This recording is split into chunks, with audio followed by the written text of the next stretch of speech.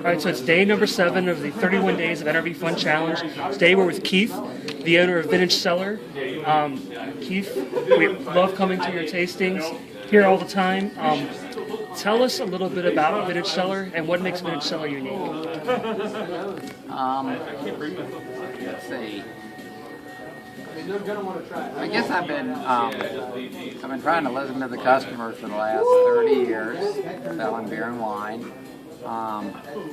Sometimes large cities have, they're specialized on what type of store, beer and wine, if they're just sell certain areas or origins or whatever. Well, there's nobody else quite doing this, so we end up, our customers ask us for every type of product on this planet and what's good and how you can tell. And so, what we try to do is carry a wide variety.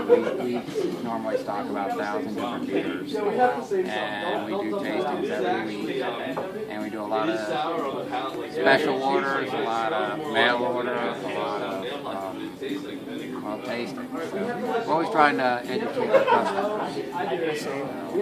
Now, speaking of tastings, I know you guys, every Friday you have free beer tastings, every Saturday you have free wine tastings, and occasionally you have other tastings as well throughout the week. Why do you do the free tastings? Because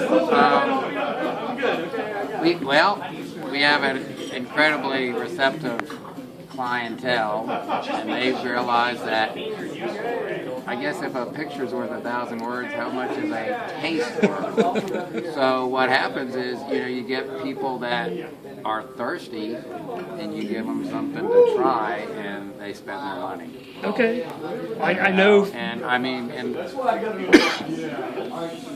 and in our computer, we have a customer called A space samples. So all the bottles we open get rung up, so it comes out of the computer. We know what we opened up, we know how many we opened up, and we know if we get the right mix. Okay. It helps sales a lot, and especially if we get brewery reps or East Coast or beer makers or whatever. The more knowledgeable the tasters and the better the tasting come out. I see. It reflects in and there's a class at Tech that is studying wine, and we had several hundred of them here yesterday, and they bought about 13 cases of wine. Just a bottle or two at a time. So, But people are looking for wine, or beer, and if you got something that's in their whatever style and price, you got a sale. Gotcha. I know, like I said, from experience, we love the wine tastings and the beer tastings. So if someone wanted to find a very unique beer or wine, very rare, is that something you guys can help them locate? Yes, and every bottle of alcohol in the state has to have a state approval code. Everything has a... And so if we can make sure we get the right name, producer, spelling, we can check if it's available in Virginia. If it's available for Virginia, then we have to run down the wholesaler. But, we do this all the time. So sometimes we say, well, where did you have it?